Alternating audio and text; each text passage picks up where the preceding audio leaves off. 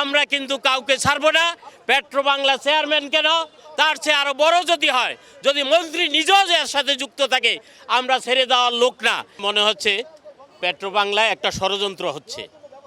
আজকে গ্যাস সংকটের অজুহাত দেখিয়ে যে ধরনের বিশৃঙ্খলা সারা দেশব্যাপী চলছে, এই বিশৃঙ্খলায় জনগণ যখন মাঠে নেমে যাবে, জনগণ এবং শ্রমিকরা যখন মাঠে নেমে যাবে, তখন যে ভয়াবহ চিত্র দেশে তৈরি হবে, এই তৈরির অপেক্ষায় সম্ভবত পেট্রোবাংলা চেয়ারম্যান এবং আমাদের যে পাম্প মালিকরা, এদের যৌথ একটা ষড়যন্ত্র এখানে চলতেছে।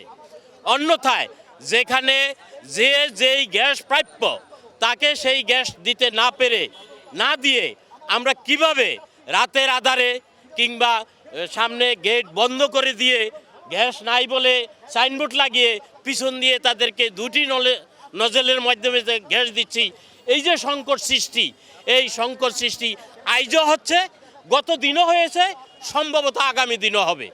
অতএব এই ষড়যন্ত্র মোকাবেলা করার জন্য সরকারকে আমরা আহ্বান জানাচ্ছি। পাশাপাশি পেট্রোবাংলা চেয়ারম্যান উনি যদি এখানে হাত না দেন, তাইলে ওনার পরিষ্কার হবে এই ষড়যন্ত্রের সাথে উনিও যুক্ত আছেন, উনিও কোনো না কোনো টু পয়সা পান, কোনো না কোনো লাভ করেন।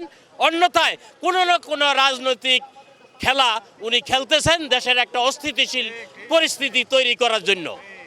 আমরা এই অস্থিতিশীল পরিস্থিতি যেন তৈরি না হয়, আমরা শ্রমিকরা সজাগ আছি। আমরা কিন্তু কাউকে ছাড়বো না। পেট্রোবাংলা চেয়ারম্যান কেন, তার চেয়ে আরও বড় যদি হয়, যদি মন্ত্রী নিজেও এর সাথে যুক্ত থাকে, আমরা ছেড়ে দেওয়ার লোক না।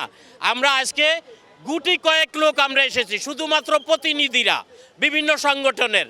আপনাদের ধারণা থাকা উচিত, সারা বাংলাদেশ ব্যাপী শ্রমজীবী মানুষ যারা এই গ্যাস ব্যবহার করে দৈনিক তাদের আয় উৎস তৈরি করে, তারা যদি না খেয়ে থাকে, তারা রাস্তায় একবার যদি নেমে পড়ে, নিয়ন্ত্রণ হারিয়ে যাবে, কেউ নিয়ন্ত্রণ করতে পারবেন না।